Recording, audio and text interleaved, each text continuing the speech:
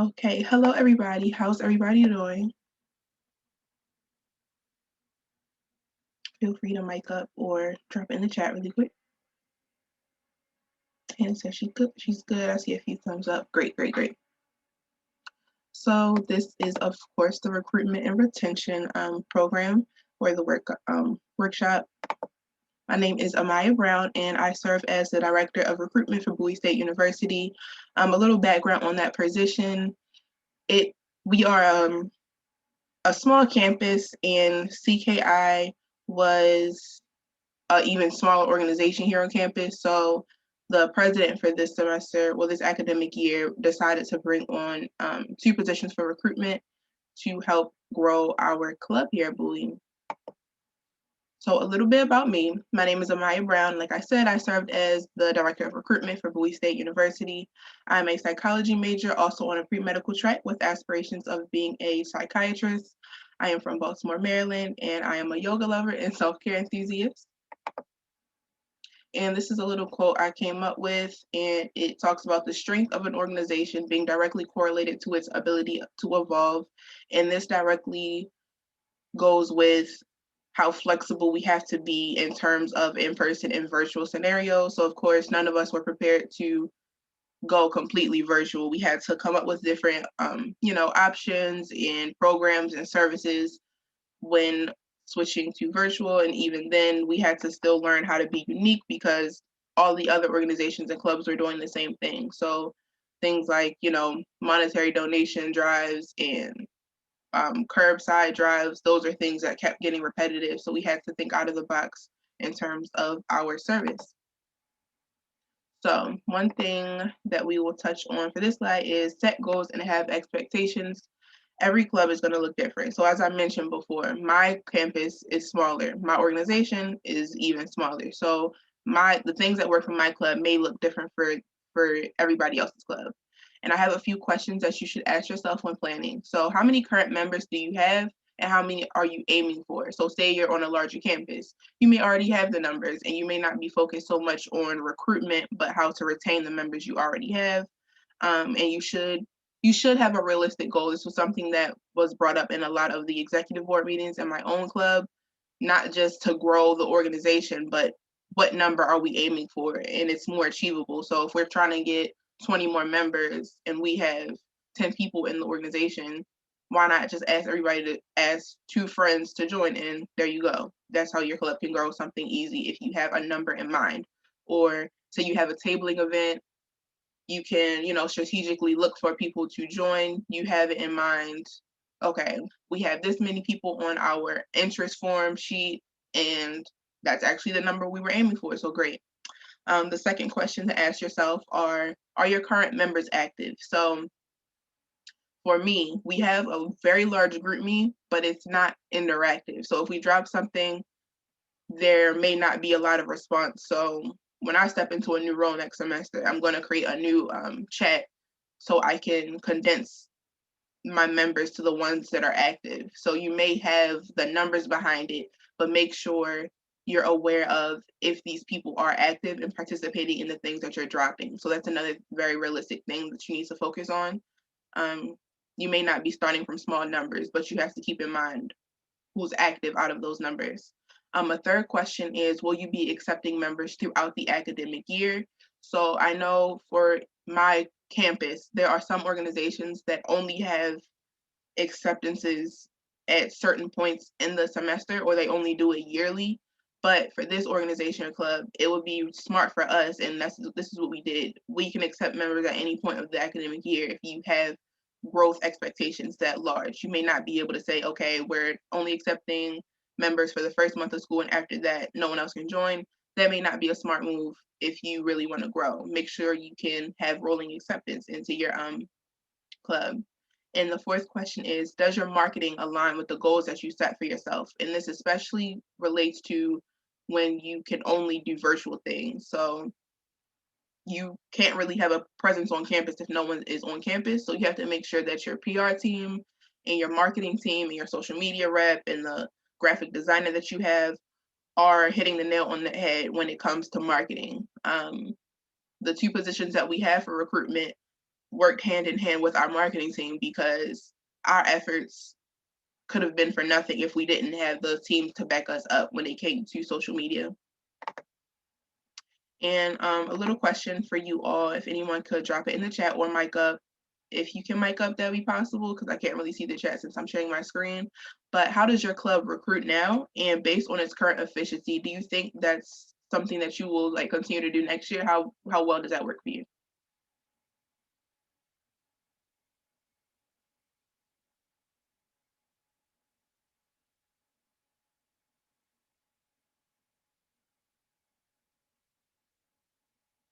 Feel free to mic up.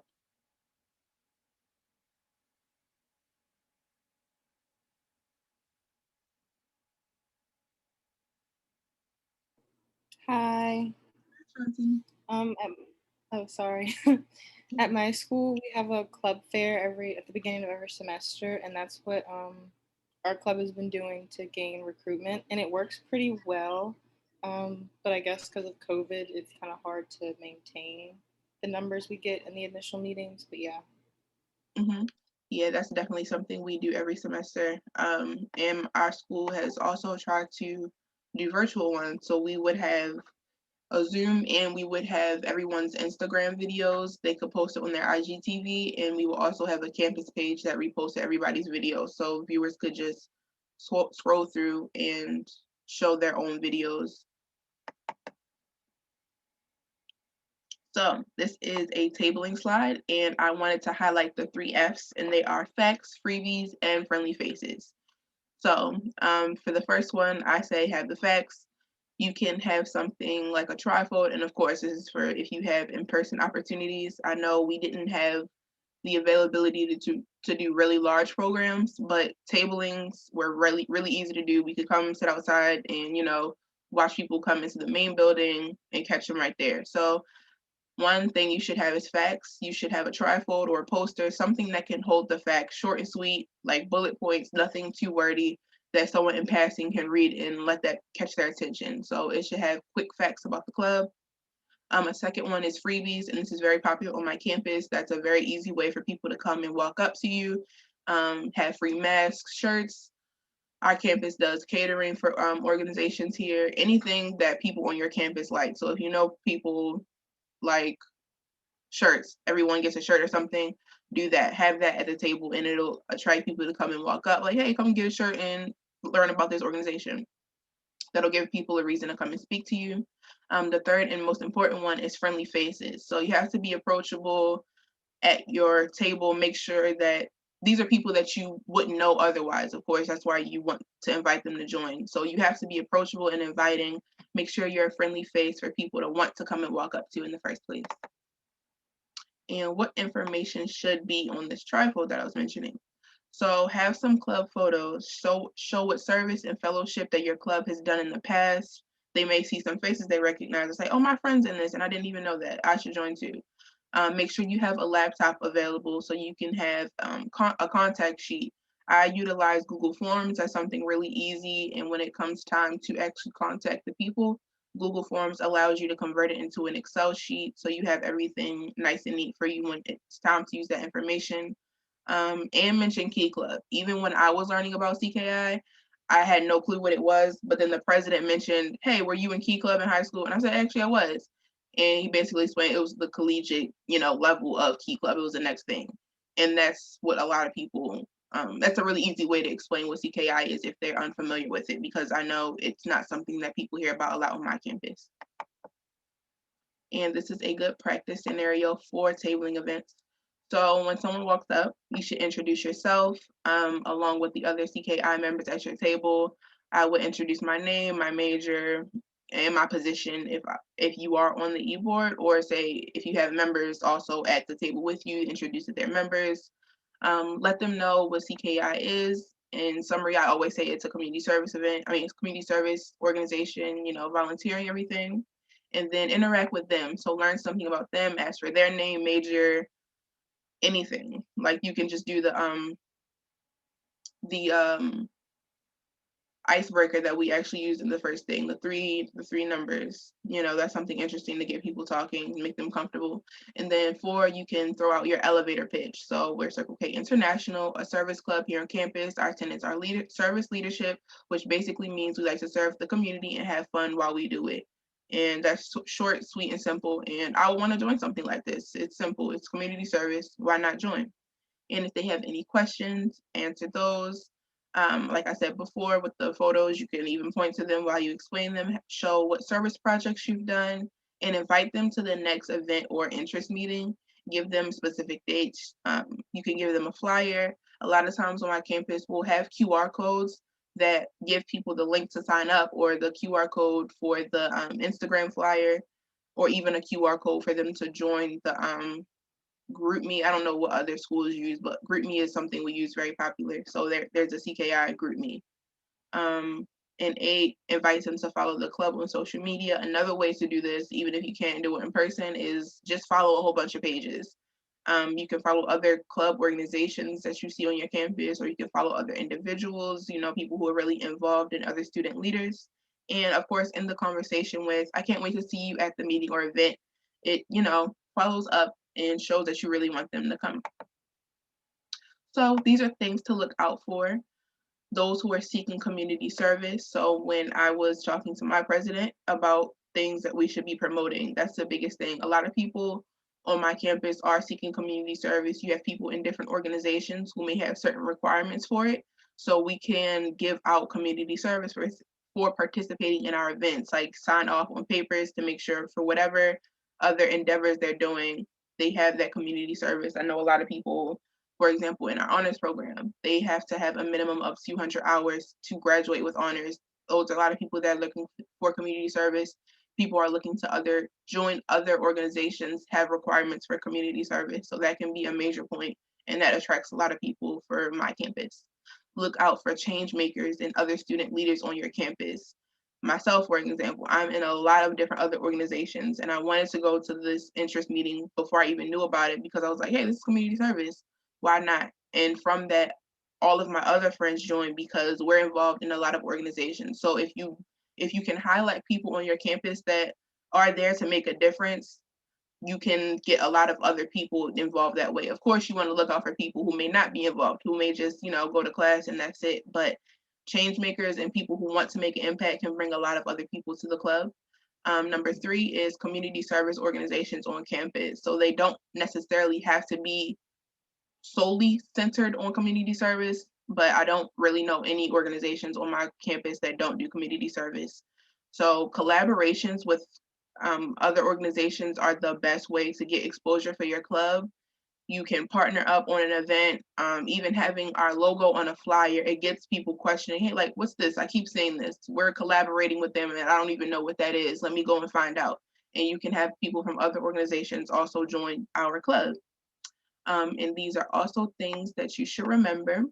Everyone you meet is a potential member. So going back to one of the first slides we mentioned, you can have enrolling membership at any point in the semester. So you can be in class or something and be having a conversation with a classmate about community service. Like, oh, you're looking for it?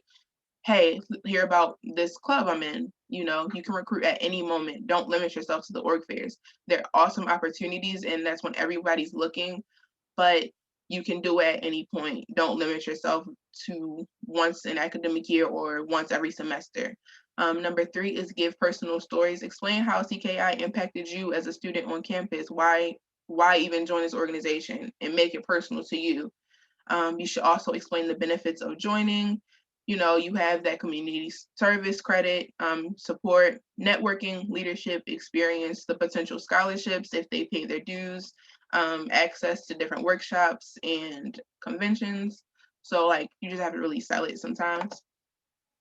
And a few tips to remember: you have to cater to the people who come up to you. So don't have the same, hi, my name is whatever. You have to feed off of people's energy. So have every conversation unique. It's not, if you're not good at public speaking, it's a really good opportunity to learn how to do that. You have to make engaging conversation. So, don't be boring.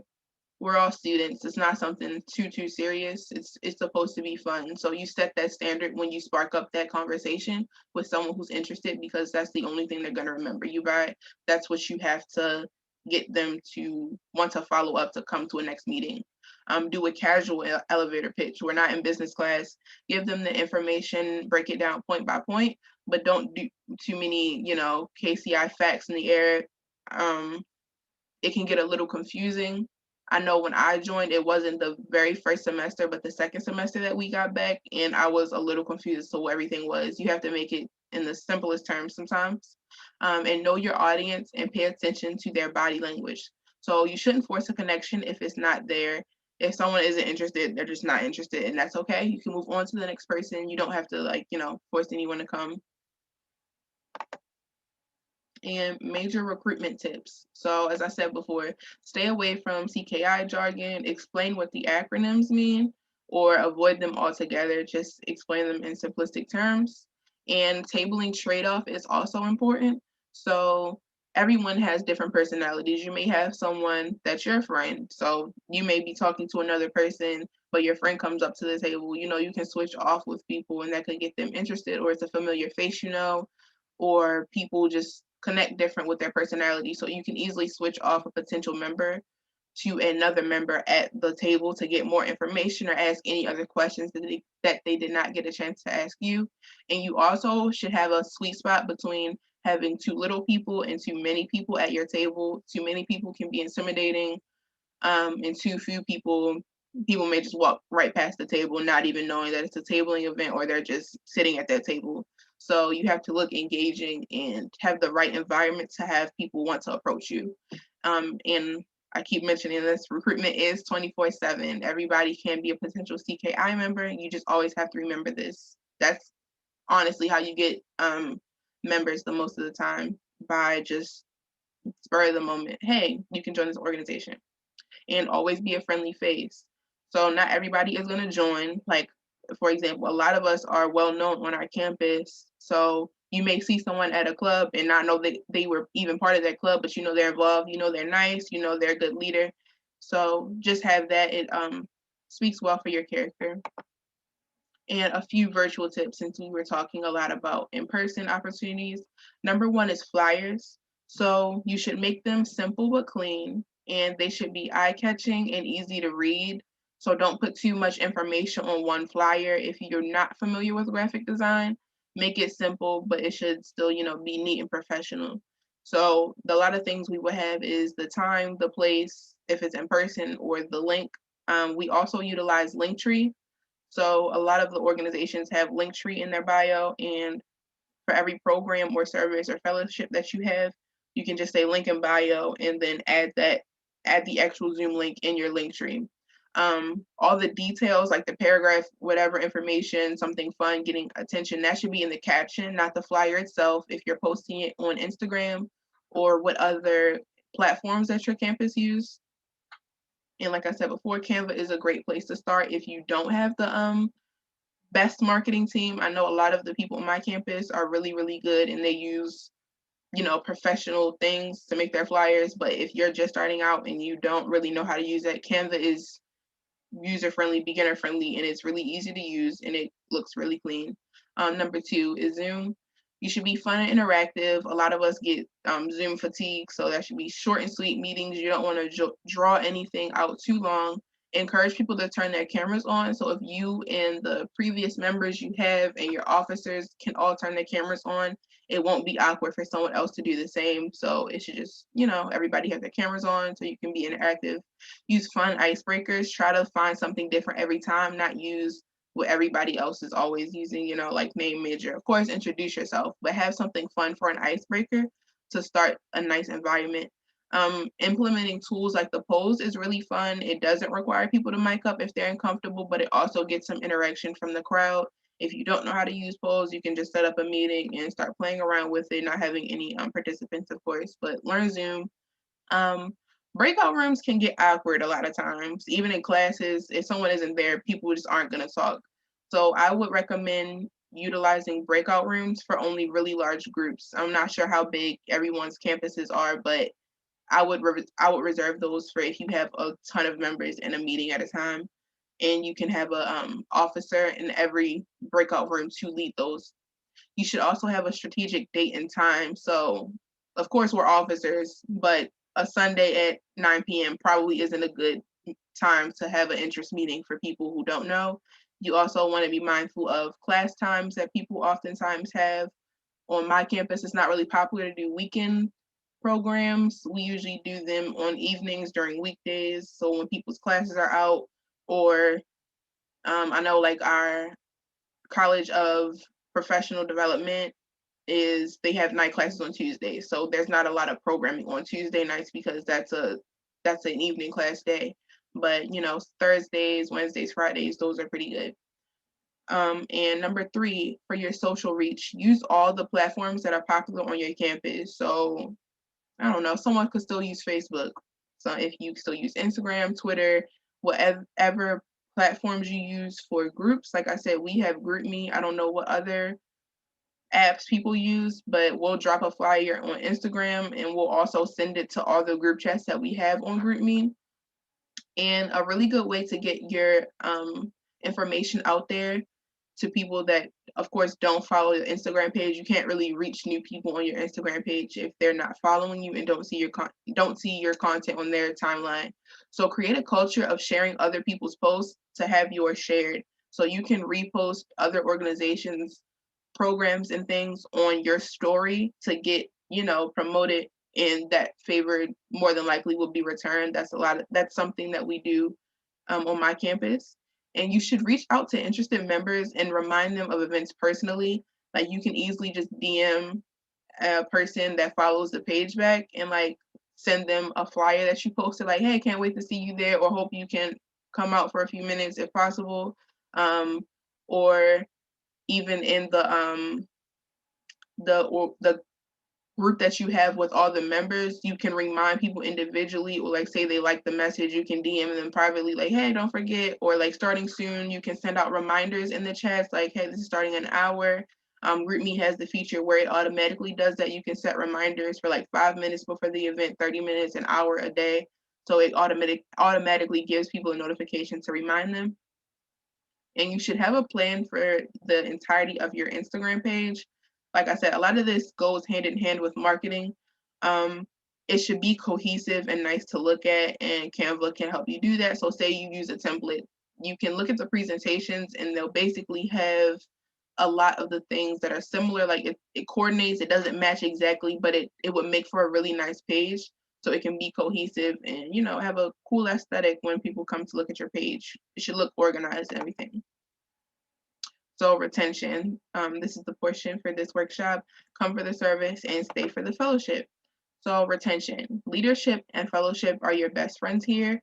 People are more likely to stick around if they have a title or friends. So if you have people that join the club to become leaders and get more experience, make committees and give them a committee chair title or a committee member. Don't just have them be a regular member. Like you can say, oh, I just joined CKI and they made me a program director, or like I can help out with community service, or I'm in charge of this project that we're doing, or I'm in charge of the fellowship. You can involve your members even though they aren't on the executive board or officers, and give them a title to want to stick around, and create an environment where everyone is friendly to one another. It shouldn't just be a professional, like, hi, let's talk about the club. You should interact with everybody and get to know them, create friendships outside of the organization. That's going to create an environment for people to, want to come back and genuinely want to be at the club as you should be. So as I said, committee chairs and committee members get creative. One thing that we did, every program that we had, we could create a committee for it. So you can have people switching off. One member can lead this program. You can be the point of contact if we reach out and get guest speakers, or can you handle all the outside things that we have to do, like catering or any other things that we may have to purchase. Socials are really important to host. Like I said, you want to have that balance between service and having fun with people, and socials are a great way to do that. You can network while also, keeping it in the club and having it related to the people that you're going to see in the next service meeting that we have. Make CKI something that can fit into every aspect of a person's life. So incorporate fellowships into service. So after you have a service event, hey, you guys want to go out to lunch or something, or have a study time if everyone's on campus next semester. Not sure how that's going to go, but you can just meet up and have it be unrelated to CKI, but have it be those same people. Like just have a study time, have quiet time where everyone's holding everybody accountable to get some work done. And there is no singular perfect formula. So as I said, everyone's campus is probably different, or you may use certain things or not use certain things that I'm mentioning. So make it work to your campus and what approaches you know are going to work for you all. So different approaches, and strategies work different for different clubs. And trial and error are realistic. Sometimes you just have to learn not to do something if you try it and it doesn't work. But the most important thing with that is don't give up. Every single person who sticks around from year to year is going to have an impact on your club. And a really good way is to focus on the incoming freshmen and the freshmen that are already here. These are the people that are going to be able to get the most experience and potentially be the ones who are going to be president. So it's really important to get them involved and make sure this is something that they really grow to like and something they would really be interested in taking over if you don't have a lot of the people, there already. And for discussion, I wanted to know what works for your club, how did you adapt to the virtual changes, and what has been the greatest perk of being in CKI for you? And any questions, comments, or concerns, anybody can mic up and ask whichever question.